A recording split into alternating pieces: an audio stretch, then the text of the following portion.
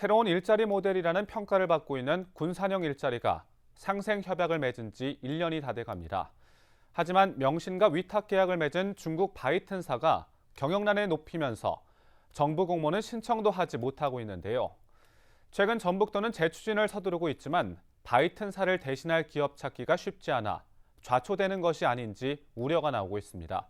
모영숙 기자입니다. 문재인 대통령이 참석한 가운데 전기차 생산업체와 양대노총이 군산형 일자리 상생협약을 맺은 건 지난해 10월. 전국에서 처음으로 양대노총이 뜻을 같이해 새로운 일자리 모델이라는 평가를 받았습니다. 하지만 공모 신청은 1년째 미뤄지고 있습니다.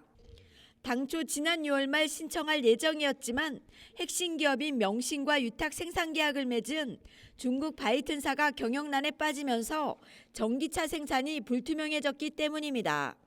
사정이 이러자 명신은 바이튼사를 대체할 국내외 전기차 기업과 유탁 생산을 협의 중에 있습니다. 전북도는 계획이 구체화될 것으로 보고 다음 달 산자부에 공모 신청을 낼 계획입니다. 명신이라는 회사가 지금 원래 생산하기로 했던 중국 업체가 코로나 때문에 일시 가동 중단된 상황이 있어서 그 부분을 좀 어떻게 해결할 것인가에 대한 사업 계획을 좀 수정 작업에 있고요. 그거를 좀 수정이 거의 다 됐고 산업부하고 다시 협의 중에 있어요.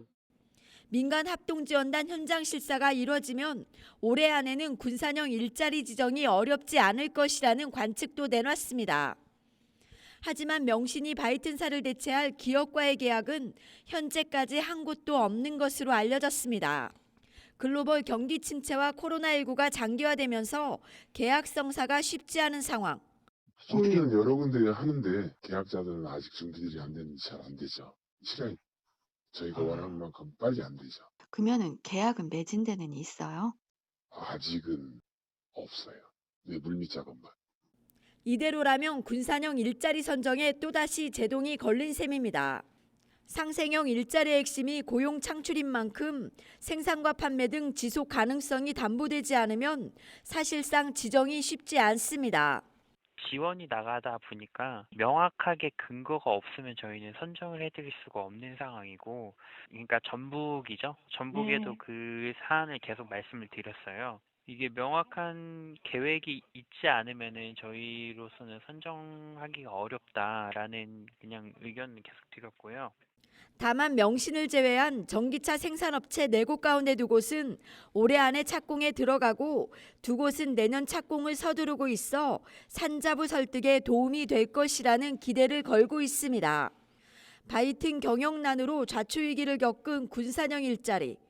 전북도는 재추진을 서두르고 있지만 명신의 생산 계획이 불투명한 상황에서 또다시 헛물만 켜는 것은 아닌지 우려가 나오고 있습니다. KCM 뉴스 모영숙입니다.